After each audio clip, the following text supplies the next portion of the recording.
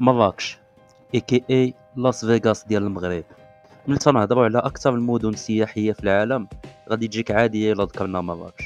هاد السياح اللي تيجيو بعض المرات تيكونوا منهم شي وحدين تيديروا الجرافيتي، وحينتاش في التقاليد ديال الجرافيتي خاصك تخلي سميتك في اي بلاصه مشيتي ليها. بالنسبه للسائح اللي تيدير الجرافيتي في مراكش تتكون فرصه يا سلام. هادشي علاش كل مره في شحال تيوصلني ميساج ديال شي قاوري تيسول على فين يقدر يلقى الماتيريال ديال الجرافيتي هنا في مراكش، والبلايص اللي يقدر يصبغ فيهم طرونكيل بلا مشاكل، والبياس ديالو تبقى مده طويله وما تمحاش.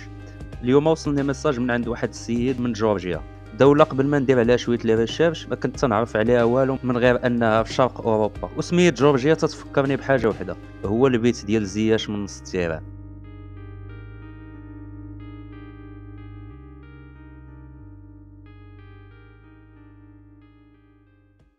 هاد الفيديو هو جزء من واحد السلسله ديال الفيديوهات كنوثق فيها كيفاش غادي نستعمر هاد الخريطه بالجرافيتي. بقى معايا وشوف كيفاش غادي تولي هاد الخريطه قبل من 2024.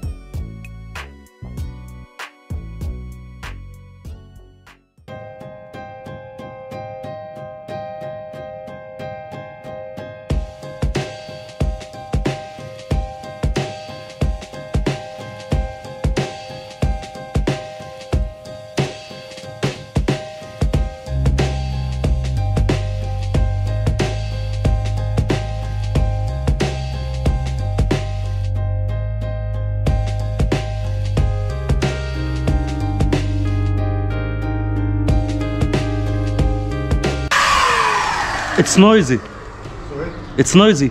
No, no. Good.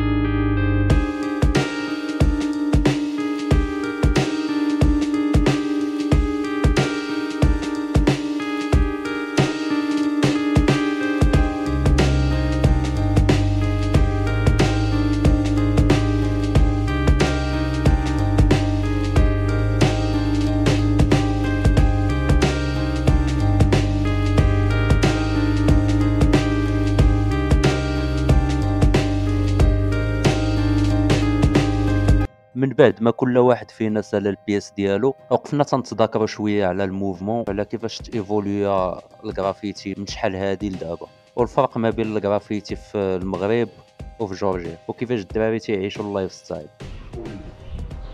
Thank you. من بعد هاد لا ديسكوسيون الشيقه عطاني واحد البوكيت ماركر كادو، الرجوله اخي جورجي. ومن بعد عاونتو باش يلقى طاكسي. يلا عشيري تهلا في راسك، الا جيتي لمراكش مره اخرى نتلاقاو.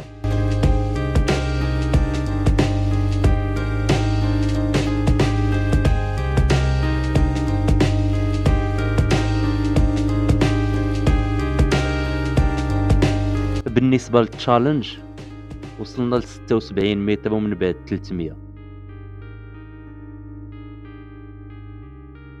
ما بقى والو نوصلوا ل 400.